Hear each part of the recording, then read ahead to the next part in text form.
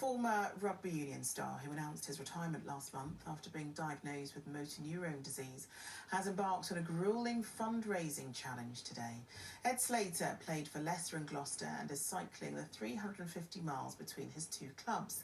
Before he set off, he spoke to ITV News about his diagnosis and why he's taking on this challenge, as Willem Marks reports.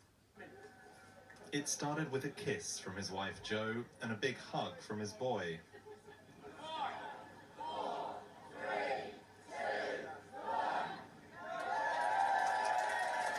For rugby star Ed Slater, it's the ride of his life, a bike journey over 350 miles to raise awareness and treatment funds after a recent diagnosis of motor neurons disease.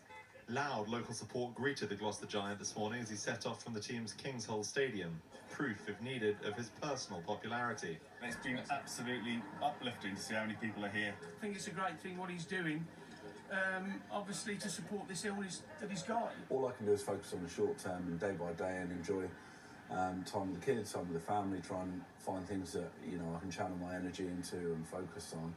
And I find that keeps me in a good headspace, and that's all I can do, really. Alongside his actual family, his rugby family, supportive teammates like England's Lewis Ludlow. Just him and his family, you know, Joe and the kids, how they've all dealt with it so well, and just the attitude to just crack on and do things like this, have a laugh and do everything they wanted to do, and if we can be a little part of that, then that's great.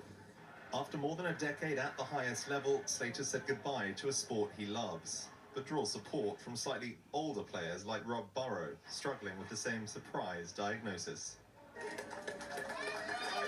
At the end of day one, he's covered dozens of the 350 miles. Thanks to a cruel, incurable illness, he says it's a physical feat he may in future struggle to repeat. The saying in rugby isn't to use it or lose it with the ball. For me, it's probably use it before you lose it. So there's kind of an element of that in my thinking. Willem Marks, ITV News.